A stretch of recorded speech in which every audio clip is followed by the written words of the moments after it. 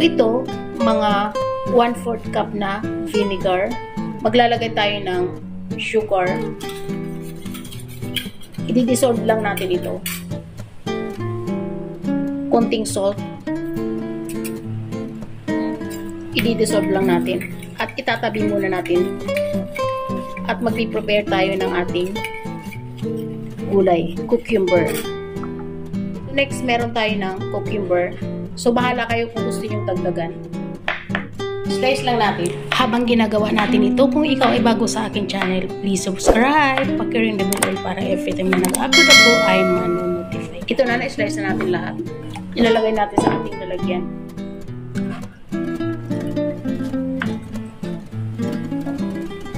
At next, yung ating tomato. Hinugasan ko na to at tinanggalan ko na nung dulo.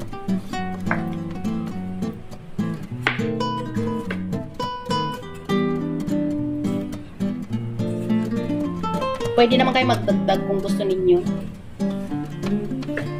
So, ako okay na to.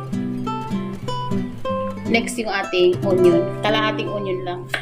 Shout out nga pala kay Silver Bullet Buncags ng Kabangkalan, Negros Occidental. At sa aking top fan na si Virgo Albania. Nanonood sila ng aking fried chicken.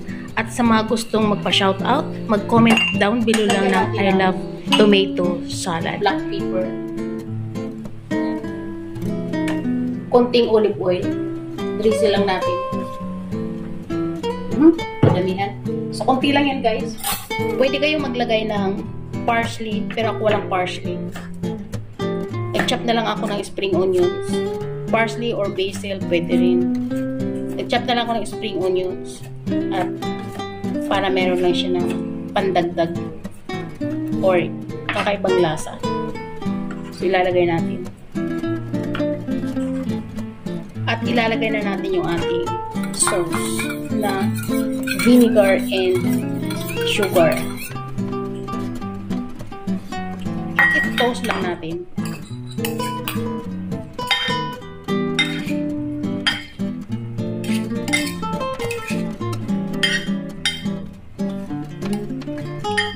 At lalagyan ko sa top ng sesame seeds.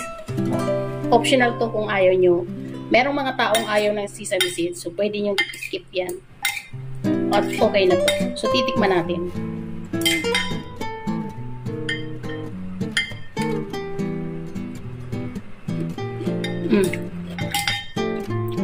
Masarap, guys.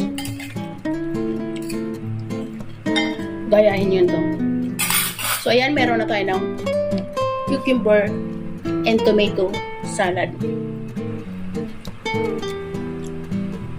Kapag hindi ka pa pala nakakapag-subscribe sa aking channel, please subscribe. Pag-ring the bell all para every time na nag-upload ako, ay manonotify ka.